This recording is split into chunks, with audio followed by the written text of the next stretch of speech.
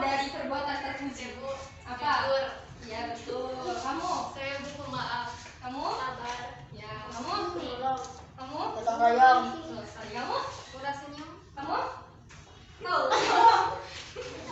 Kamu? Berbakti pada orang tua. Ya, kamu? Berbakti pada guru. Kamu? Mana bu? Ya. Ada lagi yang tahu? Bu. Ada lagi? Oh, anak, sebelum kita memulai pelajaran, buka bukunya terlebih dahulu ya. Disiapkan bukunya, cetaknya, buku LKS-nya, catatannya semuanya disiapkan ya. Buka bukunya. Nah, sudah disiapkan semua bukunya? Sudah. Ada yang tidak bawa? Saya bu. Kenapa tidak bawa, Alif? Malam kenapa bu salah bawa buku? Oh, gitu ya. Udah barengan sama temennya ya. Lain kali lebih teliti lagi ya. Baik anak-anak, sebelum masuk ke materi, Ibu akan menjelaskan dulu tujuan materi kita hari ini. Itu yang pertama, agar kalian mampu mengetahui apa itu khomer ya. Agar kalian mampu menganalisis hukum dan dalil syar'i dari khomer, cara menghindari ya, hikmah dan dampak dari khomer. Nah, sekarang Ibu mau tanya nih, ada yang tahu nggak apa itu khomer? Saya bu. Apa? Minuman keras. Ya betul sekali. Ada yang tahu apa lagi itu khomer? Ya? Segala yang memabukkan. Ya, betul sekali. Bukan. Nah, betul sekali yang telah dijelaskan atau diterangkan oleh teman kita, Syafira dan Anissa ya, bahwa khomer adalah minuman keras dan segala yang memabukkan. Tapi secara definisi bahasa, khomer itu artinya menutup atau menghalangi akal. Dan secara istilah syar'inya, khomer adalah segala bentuk yang memabukkan yang dapat menghilangkan akal seseorang ya, baik berupa makanan, minuman, baik berbentuk padat ya, lunak maupun gas. Jadi khomer itu tidak hanya berbentuk minuman saja anak-anakku sekalian, tapi juga dapat berbentuk wujud lah. Jadi di sini sudah paham apa itu khomer? Ada yang ingin ditanyakan? Bu mau tanya. Ya, silakan Megi mau nanya apa? Kalau obat bius itu termasuk memabukkan nggak bu? Anak-anak, obat bius itu menurut Majelis Ulama Indonesia itu termasuk kategori khomer. Tetapi dalam kurung ya, itu diperbolehkan jika dalam kondisi darurat. Misalnya ada teman kita nih yang ingin operasi, kalau tidak darurat tidak boleh. Sudah itu ada yang ingin ditanyakan lagi? Tidak ada? Kalau kalian sudah mengetahui apa itu khomer, selanjutnya kalian harus mengetahui dalil-dalil, hukum, dan asbabun nuzul dari dalil larangan khomer. Nah, tidak hanya dalil-dalilnya saja anak-anak, kalian juga harus mengetahui asbabun nuzulnya. Kenapa? Karena agar kalian paham kenapa sih kok Allah mengharamkan khomer ya. Jadi ada yang tahu hukumnya khomer itu apa? Apa? Ya, betul sekali, haram. Hukum khomer adalah haram ya. Nah, bagi orang yang mengkonsumsinya itu dikategorikan sebagai pelaku dosa besar. Nah, larangan minum khomer ini dilakukan secara bertahap-tahap ya. Nah, jadi khomer ini sudah menjadi kebiasaan yang mendarah daging sebab zaman jahiliyah dulu ya anak-anak. Nah, awal mulanya dikatakan bahwa khomer ini merupakan suatu hal yang banyak mudorotnya daripada manfaatnya. Yang kedua dikatakan bahwa orang yang minum khomer tidak boleh mengerjakan sholat. Dan yang ketiga dikatakan bahwa orang yang minum khomer itu sama saja dengan perilaku setan. Nah, firman Allah yang pertama kali turun tentang larangan khomer ini ada yang tahu? Surah apa? Ada yang tahu? Surah Al-Baqarah ayat 219. Dibuka semuanya surat Al-Baqarah ayat 219. Itu ada di halaman 25 ya. Jadi firman Allah yang pertama kali turun tentang larangan khomer itu adalah surah Al-Baqarah ayat 219 yang berbunyi A'udzubillahi minasyaitonirrajim. Bismillahirrahmanirrahim. Yas'alunaka 'anil khamri wal maisir qul fihima itsmun kabir wa manafi'u lin-nas wa itsmuhuma akbaru min naf'ihima. Ya. Mereka bertanya tentang khomer dan judi. Katakanlah pada keduanya terdapat dosa dan beberapa manfaat bagi manusia, tetapi dosanya lebih besar daripada manfaatnya. Ya. Dari hadis yang diriwayatkan oleh Imam Ahmad, ya, dari Abu Hurairah dikatakan bahwa turunnya ayat ini itu disebabkan didapati orang-orang yang kebiasaan tuh minum khamar dan judi, yang dimana menjadi kebiasaan mereka atau di zaman nenek moyang mereka ya. Nah, ketika itu sahabat bertanya pada Rasulullah, ya Rasulullah, bagaimana hukumnya? Nah, makanya oleh itu turunlah ayat tersebut ya. Dan mereka itu berpikir bahwa orang yang minum khamar itu lebih lebih besar, hanya besar dosanya aja, tapi tidak diharamkan, hanya dosa aja. Jadi mereka masih tetap minum khamar seperti itu. Dan didapatilah seorang imam dari kalangan muhajirin yang menjadi imam ya. Dan di mana dalam bacaan itu banyak yang salah karena dia itu dalam keadaan mabuk atau tidak sadar diri. Oleh karena itu dia tidak diperbolehkan untuk sholat. Nah, adapun dalilnya setelah itu Allah memberikan dalil yang lebih tegas dari Quran surah Al-Baqarah 219 tadi, itu Quran surah An-Nisa ayat 43. Tolong dibacakan Saudara Tina.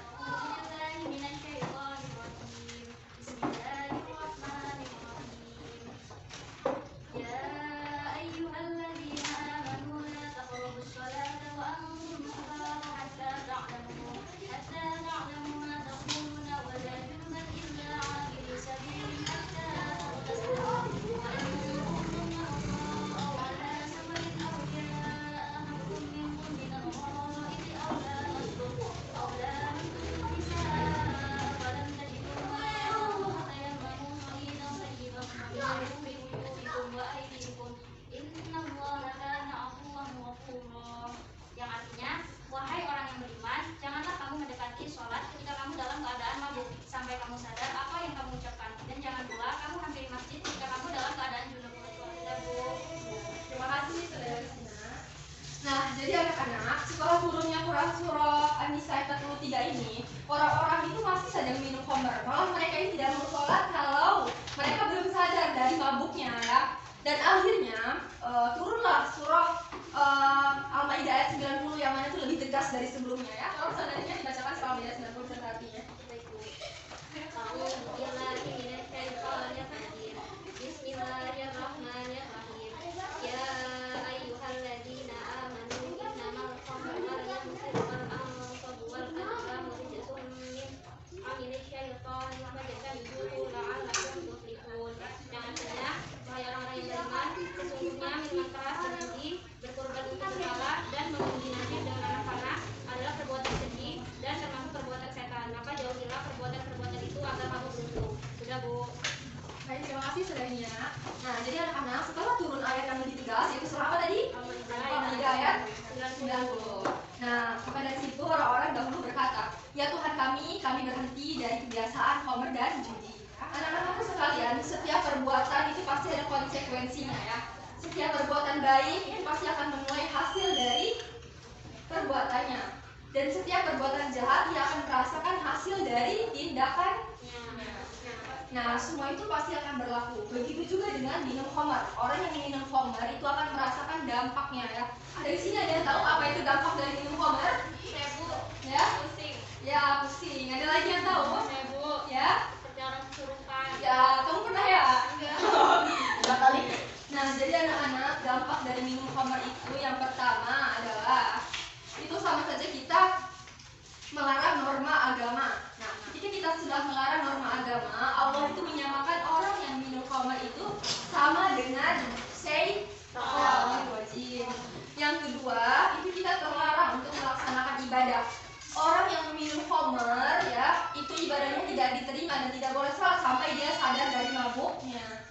Dan yang ketiga itu adalah akan mendapatkan sanksi.